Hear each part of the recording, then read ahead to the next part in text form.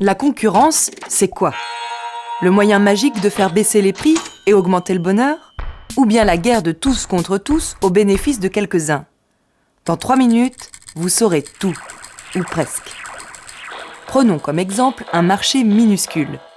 On a des entreprises qui produisent et vendent le même produit, disons des zoupettes, et des clients qui les achètent.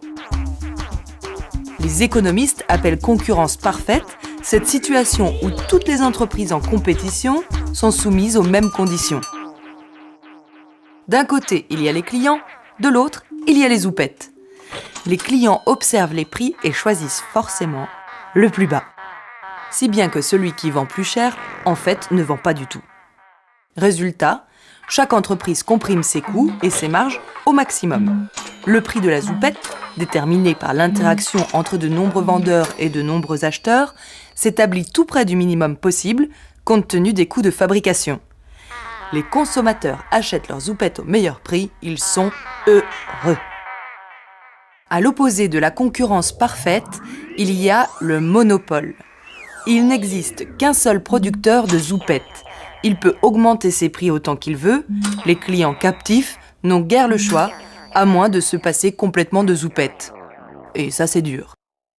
Entre la concurrence parfaite et le monopole, il y a l'oligopole.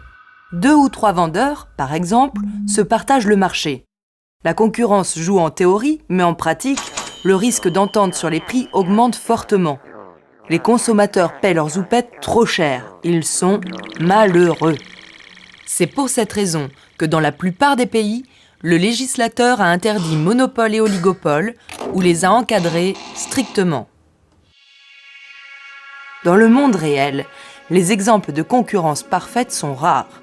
Le prix des abricots sur les marchés du Roussillon suit en gros le modèle, mais ce n'est pas le cas de la plupart des autres. Pour qu'il y ait concurrence parfaite, il faut réunir au moins 4 conditions. Petit 1, l'atomicité. Ce qui signifie qu'il existe suffisamment de producteurs indépendants les uns des autres pour éviter toute entente sur les prix. Petit 2, la libre entrée. Il faut que des nouveaux producteurs puissent entrer sur le marché. Si c'est impossible ou très compliqué, la concurrence n'est plus parfaite. Petit 3, l'homogénéité du produit. S'il existe plein de modèles ou de qualités différentes, ça ne fonctionne pas. Les zoupettes doivent être exactement les mêmes pour que la concurrence soit parfaite. Sur le marché du vin, par exemple, chaque produit est différent, voire unique, si bien qu'il est difficile de comparer les prix, et qu'un prix élevé peut même devenir un argument commercial. Si c'est cher, ça doit être bon. Petit 4, la transparence. Les acheteurs doivent être informés sur les prix et sur la qualité des produits, sinon la concurrence ne marche plus. La distance, par exemple, peut faire apparaître des monopoles locaux. Pas facile de comparer les prix si le prochain vendeur est à 2 jours de voyage. Donc, la concurrence parfaite n'est pas toujours possible. Mais est-elle même toujours souhaitable? Pas si sûr. Le coût unitaire de certains produits diminue quand la production augmente. C'est ce qu'on appelle une économie d'échelle.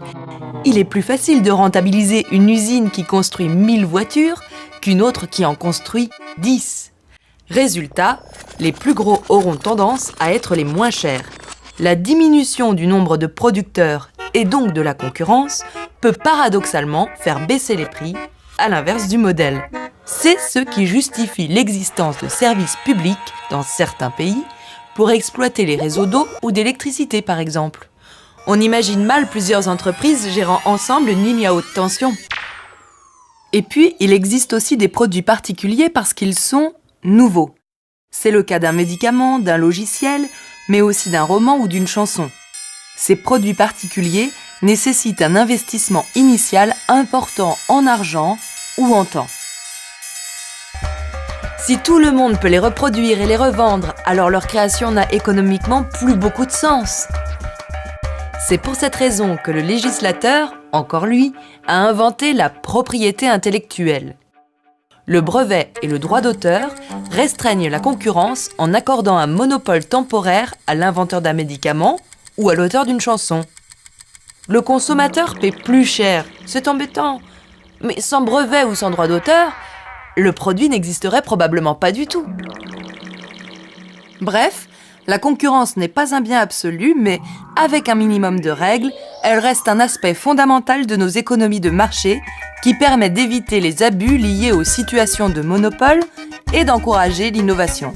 Bref, d'avoir des zoupettes dernier cri et pas cher.